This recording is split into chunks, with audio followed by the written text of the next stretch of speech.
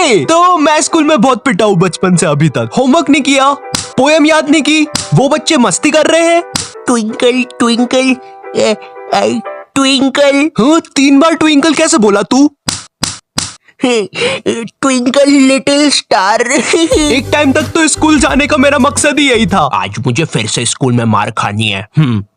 शाबाश। Mummy. Oh shit, भागो यहाँ से। अब मेरे लिए मार खाना पढ़ाई से ज्यादा इंपॉर्टेंट हो गया था। हाँ, मार मुझे और मार, इतना ही दम है तुझमें। दर्द हो रहा है, अब मत मारे। तो ये बात 11th क्लास की है, और मुझे पता नहीं जब तुम 11th क्लास में आते हो तुम पता नहीं खुद को बहुत ज्यादा बड़ा समझने लग जाते हो। ये स्कूल है मैरी, आऊं मैं साइकिल पर, टिफिन खा लूं मैं तो लंच से पहले। आई नो, मुझे पता है, मैं भी ऐसे ही था 11th क्लास में। ये स्कूल मेरी गुलाम, मैं हूँ डिवाइन के साथ। कर दी हमने स्कूल की नाकाबंदी लगा के अलार्म। बंटा है असली है क्या? हाँ डिवाइन, माँ कसम असली है, अभी लिखा मैंने। सर ये लोग ने यहाँ पे रास्ता रोक लिया क्लास की बेंच से। कौन है रे? लग रही है। बंटा ये तो नंगी पीठ पे चट मार रहा है। टीनेज में अक्सर अजीब चीजें होती है, राइट? कभी तुम्हारा मन किसी भी चीज में नहीं लगता है, तुम चाहते हो कि बस जैसे तैसे ये दिन निकल जाए। और कभी कभी ऐसा होता है कि तुम्हें दुनिया भर की सारी चीजें करनी है। तुम्हें छत से कूदना है, सर के बल घूमना है, अपने छत पर बैठे हुए बंदर को छेड़ना है। साला मोटा बंदर बैठ के केला खा रहा था, उधर भगा दिया साले को, अब नहीं आए। भाई सही बोल रहा हूँ, बंदरों को मत छेड़ना वरना वो पकड़ लेते हैं, फिर ग्रुप बना के मारते हैं। एनीवेज, तो ये कहानी जब हम 11th क्लास में नए नए प्रमोट हुए थे। हाँ, इसीलिए वीडियो के स्टार्टिंग में टीनेज और 11th क्लास की इतनी सारी बातें बताई ताकि तुम लोग मेरी वीडियो से रिलेट कर सको, क्योंकि मुझे बहुत अच्छा लगता है जब तुम में से कोई ऐसा लिखता है। ओ भाई, कितनी रिलेटेबल वीडियो बना दी है तो।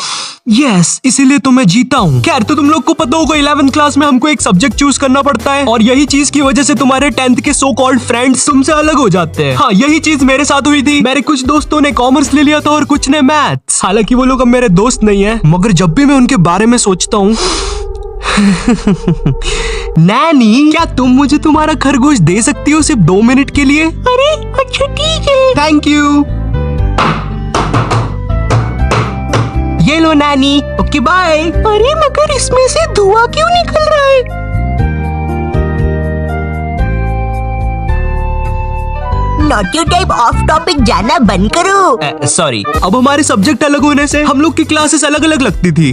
बाय द वे, मेरा सब्जेक्ट बायोलॉजी था, तो हम लोग को अलग अलग क्लास में बैठ के पढ़ना पड़ता था। मगर एक सब्जेक्ट ऐसा था जो हम सबका साथ में लगता था। ये लोग 200 बच्चों को एक साथ एक ही क्लास में भर देते थे, और वो सब्जेक्ट था हिंदी। क्योंकि उसका एक ही टीचर था, तो वो टीचर से क्लास संभलती नहीं थी। हम लोग क्लास में बैठ के भोंकते रहते थे, भाग भाग भाग भाग भाग भाग भाग। नहीं, सच में थोड़ा ना भोंकते थे। तो अब वो टीचर से क्लास नहीं संभलती थी, इसलिए वो बोल देता था जिसको भी नहीं पढ़ना है वो बाहर जा सकता है। अब मुझे हिंदी सब्जेक्ट से वैसी ही नफरत थी, मुझे ये तक नहीं पता छोटी की मात्रा कहाँ लगती है और बड़ी की कहाँ लगती है। अरे ये दोनों सेम ही तो शब्द है, इनमें अलग अलग क्या है? हाँ मुझे पता है, कुछ ज्ञानी लोग कमेंट करने वाले हैं। भाई जो ये वाला 3 है ना, इसको तू ऐसे पढ़ेगा, देख 3, और जो ये वाला है ना इसको तू ऐसे पढ़ेगा 3। तो ये जो बड़ा वाला है ना ये सही है। खैर इसके बारे में किसी नेक्स्ट वीडियो में बात करेंगे। ओके, तो हिंदी सब्जेक्ट नापसंद होने के कारण मैंने मेरे दोस्त से पूछा, भाई चले गए क्लास से बाहर? वो भी फुल चौड़ में आके बोला, हाँ भाई डरते हैं क्या, चल बाहर।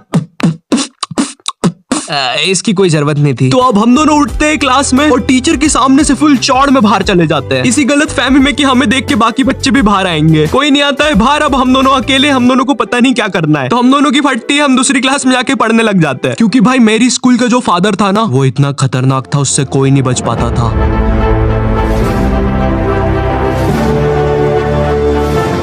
चल चल वहाँ चल। हाँ मुझसे बच के कोई नहीं जा सकता।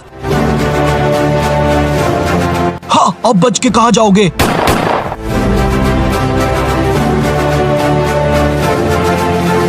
ये फादर 24 घंटे स्कूल में घूमता रहता था, और गलती से भी कोई बच्चा बाहर घूमता हुआ दिख जाए वो तो गया। इसी कारण मैं कोई रिस्क नहीं लेना चाहता था, इसलिए मैं दूसरी क्लास में जाके चुपचाप बैठ गया। मगर फिर कहीं से खबर आती है कि फादर आज स्कूल में है ही नहीं, और उतनी देर में मेरे बाकी दोस्त और कॉमर्स वाले भी उस क्लास में आ जाते हैं। हाँ, कॉमर्स वाले इसलिए बोल रहा हूँ क्योंकि इन लोग का अलग ही चलता है, क्योंकि जब तक हम लोग थे क्लास में जब तक बहुत ही शांति थी, मगर जैसे ये लोग आए इनमें से कोई पंखे पे लटक रहा है, चौक फाइट चल रही है, आओ मुझे लग गई है। तो इन्हीं सब चीजों की आवाज सुन के एक खड़ूस सर क्लास में आ जाता है। अब इस बंदे के बारे में में मैं कुछ ज्यादा बोलूंगा नहीं, लेकिन ये बहुत ही चमत्कारी सर है, क्योंकि जब भी कोई बंदा कांड करता है ये सर पता नहीं कहाँ से एक चिट निकालता है, और वो चिट उतनी ही बड़ी होती है जितने बंदे का इसको नाम लिखना रहता है। एक बंदा मस्ती कर रहा है, छोटी चिट, 10 बंदे मस्ती कर रहे हैं, बड़ी चिट। तो वो सर हमारी क्लास में आता है और अपनी खुफिया जगह से चिट निकाल के हम लोग का नाम लिखने लग जाता है। वहां से मेरी थोड़ी थोड़ी फटना चालू हुई। उस टाइम मेरा दोस्त सर से बोल रहा है, सर हमने क्या किया, हमारा नाम क्यों लिख रहे हो? और ये वही बंदा है जिसको सर ने स्वयं सीढ़ी पे चढ़ के पंखे से नीचे उतारा था। इस टाइम तक सर हमारे नाम लिख के ले जा चुका था और हमारी बहुत गंदी फट रही थी, क्योंकि आजकल हमारी स्कूल का फादर कुछ नया ट्रेंड फॉलो कर रहा था, बच्चों को स्टेज पे बुला के मारना सबके सामने असेंबली में। क्या इतनी ज्यादा बेइज्जती? मैं नहीं करवा सकता खुद की इतनी बेइज्जती। भाई एक बार एक बच्चे को फादर ने स्टेज पे मार के नीचे फेंक दिया था, और असेंबली की लाइन में जो बच्चे आगे खड़े थे भाई वो इतने हरामी पीछे हट गए, वो फिकाया तो उसको कोई भी उठा नहीं रहा है। असेंबली खत्म हो गई, पीरियड खत्म हो गई, लंच हो गया, वो बंदा अभी तक वहीं पड़ा हुआ है, उसको कोई उठाने नहीं आया अभी तक। तो हम सब लोग की अब बहुत गंदी फट गई थी, तो हमने डिसाइड किया कि हम स्कूल ही नहीं आएंगे एक दिन। पर फिर हम में से एक बंदा बोलता है, ओ भाई स्कूल क्यों नहीं आएंगे, स्कूल आना हमारा हक है।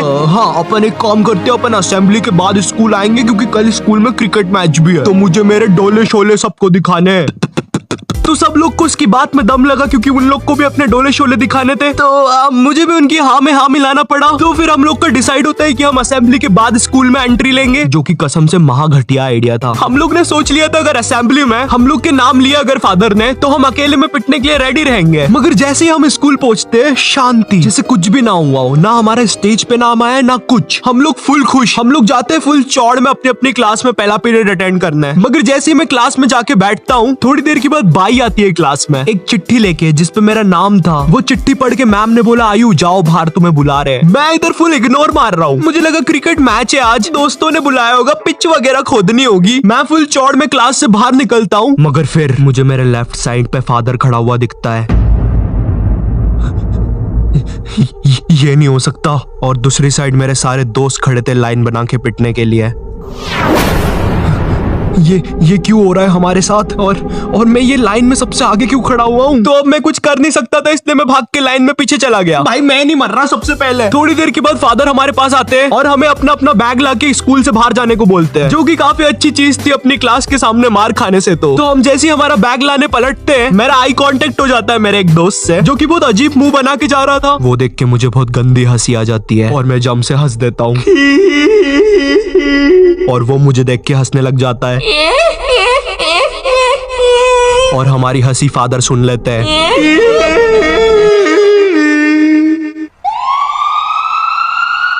हमें इनकी जान बचानी होगी। हेलो सिविल हॉस्पिटल, डॉक्टर इन बच्चों की कंडीशन बहुत ज्यादा खराब है, लगता है किसी ने बहुत गंदा मारा है। बच्चे क्या तुम हमें बता सकते हो तुम्हारे साथ क्या हुआ था? वो हमें मारने की कोशिश कर रहा था। मेरा कलेजा। आज डेट क्या है? 7 सितंबर। क्या मैं 10 दिन से हॉस्पिटल में हूँ। मेरे मुंह से खून आ रहा है। आप जाइए यहाँ से, हमारा पेशेंट सीरियस है। अरे कोई नर्स को भेजो।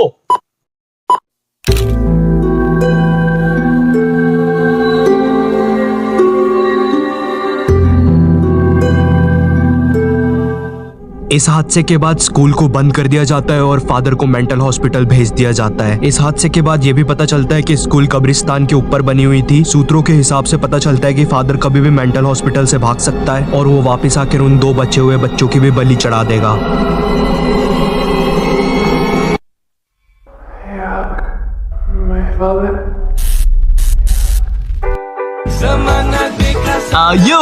मुझे पता है वीडियो की एंडिंग थोड़ी ज्यादा क्रीपी हो गई है, बट कम ऑन यार, अगर मैं ऐसा बोलता कि फादर ने हमें सबके सामने मारा और घर भेज दिया तो तुम लोग को मजा नहीं आता ना। बट काश सच में मेरी स्कूल कब्रिस्तान के ऊपर बनी होती, मजा आ जाता। बट खैर, अगर तुम्हें ये वीडियो पसंद आई हो, तुम इससे कुछ रिलेट कर पाए हो, तो लाइक मारो। लाइक करना बहुत ज्यादा जरूरी है, ठीक है? एंड अगर चैनल पे नए हो तो सब्सक्राइब मारो। इस वीडियो का एक स्क्रीनशॉट लो, उसको अपने इंस्टाग्राम स्टोरीज में डालो, मुझे टैग करो। तो तुमसे नेक्स्ट वीडियो में, तब तक के लिए बाय।